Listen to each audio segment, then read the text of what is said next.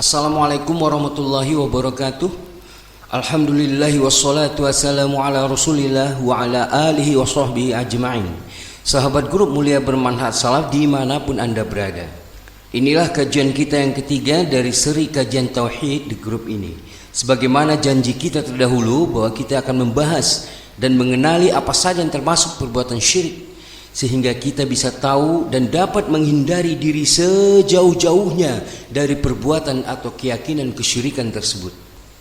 Ikhwani wa akhwati fiddin, sebagaimana sudah tidak asing lagi bagi kita bahwa para ulama kita telah menjelaskan kepada kita bahwa syirik itu ada dua macam, yakni syirik besar atau syirik akbar yang bisa mengeluarkan pelakunya dari Islam, dan syirik kecil atau syirik asghar. Nah, sedangkan syirik akbar sangat banyak model-model dan bentuk-bentuknya. Baiklah, dalam kesempatan kali ini kita akan membahas yang pertama dulu, yakni syirik akbar, dan apa saja perbuatan atau model-model syirik akbar tersebut. Ikhwani wa akhwati fiddin, syirik tidak akan hapus dari permukaan bumi ini sampai hari kiamat. Sebagaimana Nabi SAW bersabda, la yadhhabul lailu wan nahar, tidak akan hilang waktu malam dan siang. Maksudnya tidak akan datang hari kiamat. Hatta tu'badal Lata wal Uzza, sampai Lata dan Uzza disembah kembali. Hadis riwayat Muslim. Ya ikhwah, hadis ini menunjukkan bahwa umat Nabi Muhammad SAW ini akan kembali terperosok ke dalam lubang kemusyrikan, disadari ataupun tidak disadari. Dan apa yang disebutkan oleh Rasulullah SAW dalam hadis tersebut benar-benar telah terjadi dan telah menjadi kenyataan. Bahkan bentuk-bentuk syirik yang dilakukan kaum muslimin pada hari ini jauh lebih parah daripada kemusyrikan bangsa Arab jahiliyah dahulu.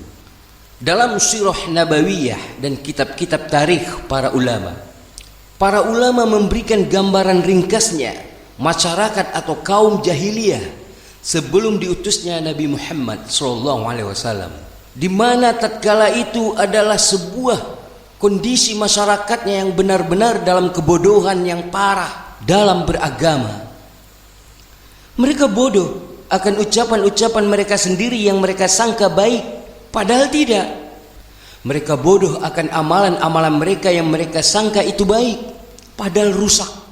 Mereka mengandalkan akal-akal mereka tatkala itu, bukan beribadah berlandaskan dalil, karena bid'ah saat itu sangat merajalela, sehingga mereka sudah tak tahu lagi mana ajaran Nabi Ibrahim atau Nabi Musa yang lurus dan mana bid'ah-bid'ah yang mendarah daging bagi mereka. Ya ikhwah, inilah buruknya perbuatan bid'ah, karena bid'ah akan menghilangkan satu persatu, perlahan tapi pasti, sebuah ajaran atau agama yang sesungguhnya. Sangat bahaya itu perbuatan bid'ah. Kita beragama hanya mengandalkan prasangka baik, mengandalkan akal-akal kita semata. Kemana kita campakkan kitabullah dan hadis-hadis Nabi? Bukankah tatkala kita ditanya, apa pedomanmu melakukan ibadah, apa pedomanmu dalam menjalankan agama ini, dengan cepat lisannya berkata, Al-Quran dan hadis pedoman kami. Namun kenapa dalam prakteknya lisan dan perbuatan itu berbeda? Kenapa sebagian taklid kepada orang-orang soleh atau yang mereka anggap kiai, ustadz? Cerna kembali perkataan ustadz itu, kiai-kiai itu. Benar tidak perkataan mereka itu sesuai dengan kitabullah dan hadis sahihah? Atau itu hanya pendapat dan akal-akal mereka saja? Periksa kembali perkataan mereka. Ini cara beragama yang baik dan benar serta lurus, bukan asal ikut-ikutan saja. Apa yang dikatakan orang kita katakan juga benar, padahal belum tentu. Walaupun ia berdalil, terkadang dalil itu tidak diletakkan pada tempatnya, sehingga salah pendapat tersebut. Pikirkan itu, kembali ke pengakuan lisannya, bahwa kita beragama mengikuti ataupun berlandaskan kitabullah wa hadis sahihah ala fahmi salaful ummah. Harus ditambahkan ala fahmi salaful ummah.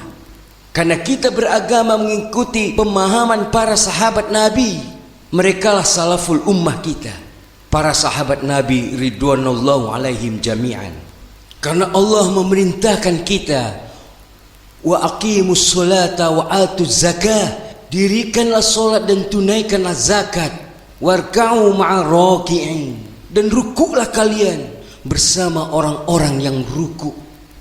Siapa orang-orang yang ruku yang dimaksud Allah dalam ayat ini? Al-Baqarah ayat 43 ini. Siapa? Orang tua kita kah? Kakek moyang kita kah? Guru-guru kita kah? Kiai-kiai kita kah? Kala, tidak, sekali-kali tidak. Yang dimaksud orang-orang yang ruku dalam ayat ini adalah para sahabat Nabi ridwanullahu alaihim jami'an.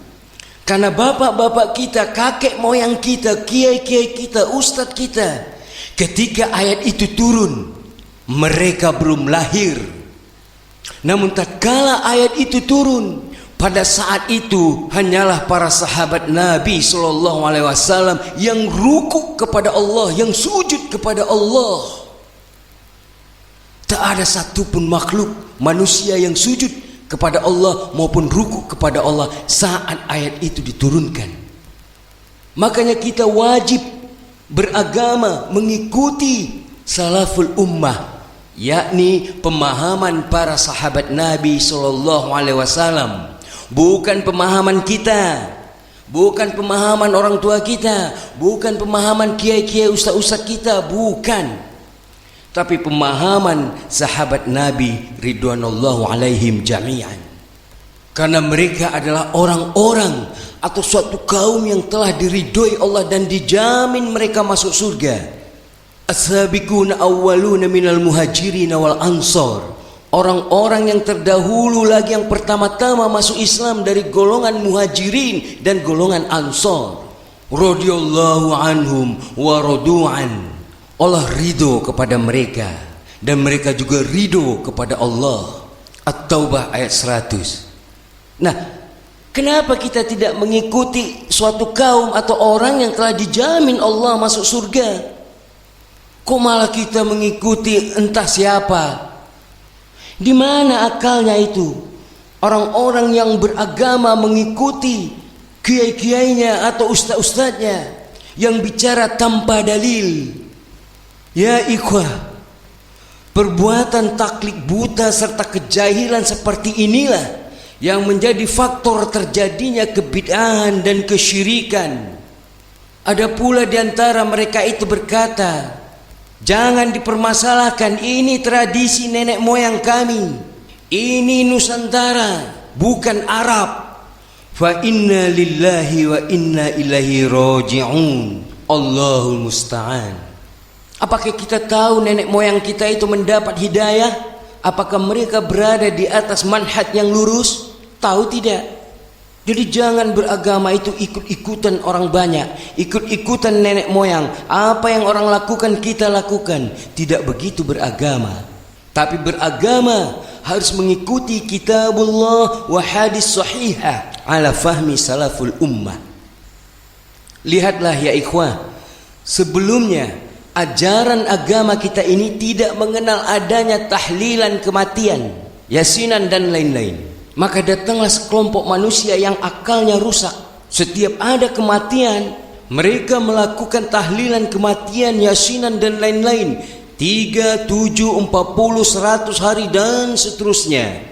Sehingga berlalu waktu dari zaman dahulu, dari zaman Imam Arba'ah, imam yang 4. Hal ini sudah mulai terjadi.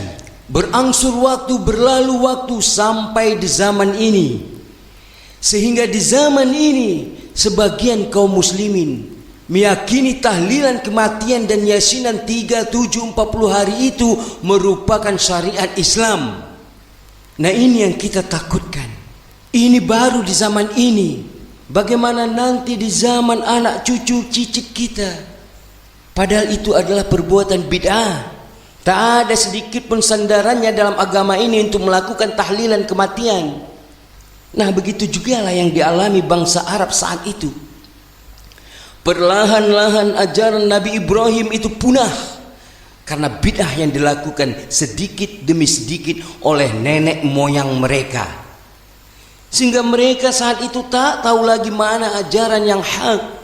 Adapun sebagian ahli kitab yang menyibukkan dirinya beramal, maka mereka sibuk beramal dan berpegang teguh kepada kitab-kitab suci yang telah dihapus atau yang telah dirubah-rubah oleh manusia sebelumnya. Demikianlah para ulama menjelaskan di kitab-kitab mereka kondisi masyarakat Arab jahiliyah sebelum Nabi Muhammad SAW diutus. Sehingga di saat itu ada yang menyembah jin, malaikat, patung-patung berhala, orang-orang soleh yang telah mati, yang mereka jadikan perantara doa mereka kepada Allah, dan lain-lain sebagainya.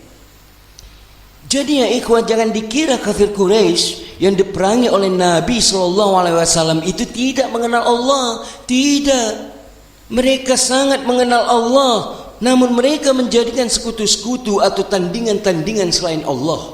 Buktinya hal ini Allah jelaskan keyakinan mereka kafir Quraisy tersebut dalam surah Yunus ayat 31.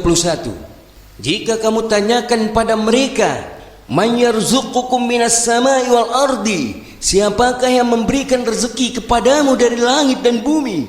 Wa man yudabbarul amri, dan siapakah yang mengatur segala urusan? Fasayaqulunallah, mereka akan menjawab Allah. Kemudian Allah suruh mereka berpikir, afala tattaqun? Lalu kalau begitu kenapa kamu tidak bertakwa kepadanya? Nah lihat ya, mereka kafir Quraisy itu benar-benar mengenal Allah. Namun itu semua hanya pengakuan saja di lisan-lisan mereka. Mereka tidak memurnikan ibadah kepada Allah, maka tidaklah mereka termasuk seorang muslim. Karena kenyataannya mereka yang memiliki akidah hanya sebatas itu, meyakini keberadaan Allah dan meyakini rububiyah Allah, maka mereka diperangi oleh Nabi SAW.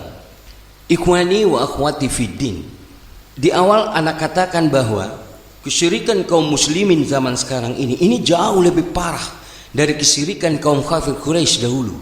Baiklah, mari kita lihat apa saja kesyirikan yang dilakukan oleh kaum muslimin di zaman ini yang bisa kita saksikan di sekitar kita. Yang pertama, kesyirikan dalam perbuatan tabarruk atau bahasa Indonesianya ngalap berkah. Kesyirikan dalam hal ini sangat banyak ragam dan bentuknya. Ada yang meyakini batu akiknya bisa memberikan berkah, penglaris.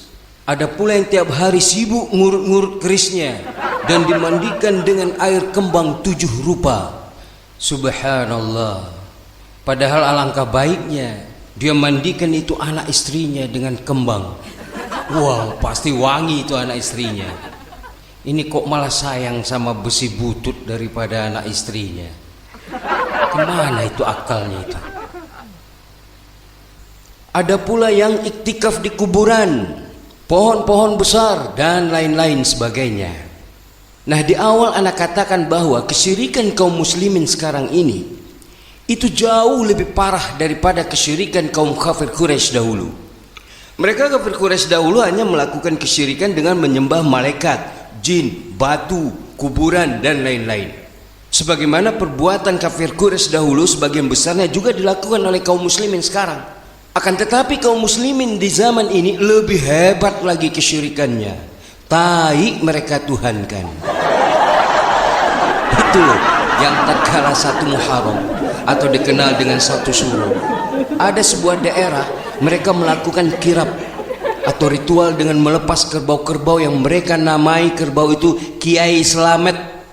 Sempat mengherankan juga, kebo kok disematkan gelar kiai? Fikih apa itu yang diajarkan kebo itu? Apakah kebo itu mengajarkan fikih sholat dan muamalah? Sebab dalam adat kebiasaan kita di Indonesia, di sebagian daerah, biasanya mendapat gelar kiai itu orang yang mengajarkan agama, orang yang alim. Kalau kebo aja dipanggil kiai, jadi gimana dong dengan Kiai Idrus sama Kiai Rudi? Bisa tersinggung itu kiai-kiai di Jawa itu. Mereka sudah senang dengan gelar kiai.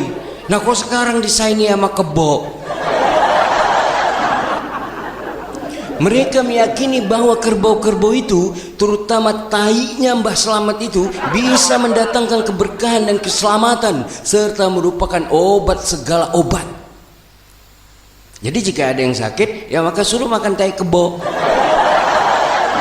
La haula wala quwata illa billah. Kemana akal dan logikanya itu? Kerbau-kerbau itu mereka kirap atau diarak sepanjang jalan kota, dan di kiri kanan jalan itu penuh sesak dengan manusia. Ana heran, ini yang lewat rombongan kebo atau rombongan presiden? Sebegitunya. Lalu sebagian mereka membungkuk dan mata-mata mereka itu terus saja mempelototi dan menatap pantat-pantat kerbau itu tanpa berkedip sedikit pun. Jika kebo-kebo itu berak dikit aja, maka mereka langsung menyerbu beramai-ramai untuk memperebutkan tai-tai kerbau tersebut. Padahal tai-tai kerbau itu ada yang belum sampai ke tanah, baru muncul dikit aja di ujungnya pantat kerbau itu, udah langsung mereka serbu. Tak peduli lagi saking berkecamuknya dan saling berebutnya, mungkin sebagian tai itu ada yang nemplok di mukanya itu. Mereka tak peduli jika tai-tai itu belepotan di baju atau di jidatnya itu. Mas, kemanalah itu akalnya, Mas? Hah? Orang di luar sana itu berebut kalau bagi-bagi sembako, Mas. Nah, antum kok malah berebut tai? Makanya tidak berlebihan anak katakan bahwa pelaku-pelaku kesyirikan itu akal dan logikanya itu sudah nggak nyambung. Entah kemana itu perginya akal dan logikanya itu. Mbok ya Mas dipikir gitu, agar jangan tahun depan itu berebut tai kebo lagi. Coba gunakan akalnya. Dulu ya ikhwan, ana pernah bertanya pada seorang ikhwan yang berasal dari daerah tersebut. Ana bertanya, itu tai-tai Kiai Selamat itu bagi yang mendapatkannya itu diapakan sama mereka? Ikhwan itu menjawab, biasanya itu disimpan dan diletakkan di warung atau dagangan agar dagangannya laris. Oh, ana kira tai itu dimakan, dicampur sama gulai rendang. Subhanallah, ini pembodohan ya ikhwan. Sungguh ini pembodohan. Ini perbuatan yang ngawur memperebutkan tai, yang menganggap tai bisa mendatangkan keberkahan. Makanya anak katakan, pelaku kesyirikan itu akal dan logikanya itu sudah hilang. Orang di luar sana sibuk berebut sembako dan bagi-bagi amplop. Lah ini kok sibuk berebut tai, pakai acara sikut-sikutan lagi. Ya ikhwah, perbuatan orang-orang tersebut ngalap berkah dengan tai ini termasuk syirik akbar, dan termasuk ngalap berkah yang nyeleneh dan rusak itu. Karena tujuan mereka berebut tai-tai kerbau itu karena mereka ingin mendapatkan keberkahan dari tai-tai itu. Lihat hebatnya setan memperdaya manusia. Tai bisa bernilai eksotis. Bukan kembang janda bolong aja yang tinggi nilainya. Tai juga bisa disulap iblis jadi rebutan dan primadona. Makanya anak nasihati ya kepada para akhwat, gak usah upload foto pribadi di akun-akun media sosialnya itu. Lihat saja buktinya. Iblis mampu membuat seorang laki-laki tergila-gila dengan tai. Konon lagi anti akhwat. Jangan ya, gak perlu itu upload foto itu di media sosial. Banyak fitnahnya itu. Karena wanita memang sumber fitnah bagi laki-laki. Maksudnya fitnah syahwat ya. Ikhwani wa akhwati fiddin, hukum asalnya tabaruk atau ngalap berkah tidak dilarang mutlak. Ngalap berkah adalah ibadah. Karena ngalap berkah atau tabaruk itu adalah upaya untuk mencari keberkahan dari Allah, dan itu diperintahkan oleh Allah dan Rasulnya. Oleh karena tabaruk atau ngalap berkah itu adalah sebuah ibadah, maka tabaruk harus mengikuti petunjuk Allah dan Rasulnya. Hal ini yang tidak dipahami oleh mereka. Mereka tertipu dengan istilah atau nama. Memang Anda perhatikan yang banyak keliru memahami istilah-istilah semisal tabaruk, ziarah, tawasul dan lain-lain. Ini banyak yang keliru memahaminya. Dipikir asal kata tabaruk, ziarah, tawasul, itu sudah ibadah itu. Banyak yang salah. Ya ikhwah, Allah dan Rasulnya memerintahkan kita itu ngalap berkah pada air hujan diantaranya. Wa nazzalna minas sama'i ma'an mubarakan. Dan kami turunkan dari langit air yang diberkahi, mubarak, mubarakan. Qaf ayat 9. Jadi boleh, ya, jika hujan turun, maka silakan ngalap berkah dengan air hujan tersebut. Sebagaimana perbuatan para sahabat Nabi ridwanullahu alaihim jami'an. Kalau hujan turun, maka mereka para sahabat itu mengeluarkan pedang-pedang mereka, mengeluarkan peralatan-peralatan mereka agar dibasahi oleh air hujan. Ini boleh ngalap berkah dengan air hujan karena ada dalilnya. Jadi jika antum punya motor baru, maka jangan takut dengan air hujan. Biarin aja motor tersebut basah kuyup oleh air hujan. Jika antum mau mencari keberkahan, maka biarkan motornya. Tak perlu dicarikan penutup jika hujan turun. Jika antum niatkan untuk mencari keberkahan, berkah itu maknanya bertambah kebaikannya, baik kepada pemiliknya atau kepada kendaraan itu sendiri, atau malah kedua-duanya. Itu makna berkah. Maka jika motor tersebut diberkahi oleh Allah, maka Allah akan jadikan ia awet. Insya Allah tahan lama, gak gampang mogok dah. Namun kalau ia tak berkah, bisa jadi baru beli motor itu udah nyungsep ke kali, atau sebentar motor itu melintas bawa cewek bercadar, tak lama melintas lagi bawa cewek dengan rok mini, tak lama melintas lagi bawa nenek-nenek.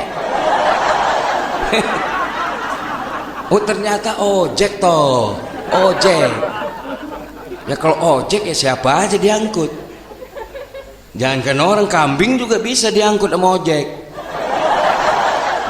Nah itu salah satunya ngalap berkah dengan air hujan.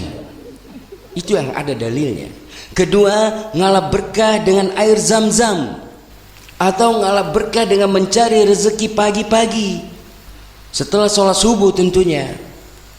Jangan antum ngojek sebelum sholat subuh, jumpa kuntilanak nanti antum,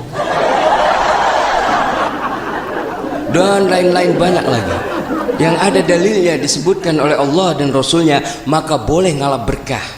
Dari sekian banyaknya dalil, tak ada kita jumpai ngalap berkah itu dengan tai. Tai itu sesuatu yang khabith, menjijikkan. Bagaimana mungkin Allah jadikan sesuatu yang menjijikkan bisa mendatangkan keberkahan? Itu dipakai akalnya itu, mas. Ikhwani wa akhwati fiddin, insyaallah dalam sesi selanjutnya kita akan lanjutkan dengan jenis-jenis syirik akbar yang lainnya, insyaallah. Subhanakallahumma wa bihamdika asyhadu an la ilaha illa anta astaghfiruka wa atubu ilaik. Wassalamualaikum warahmatullahi wabarakatuh.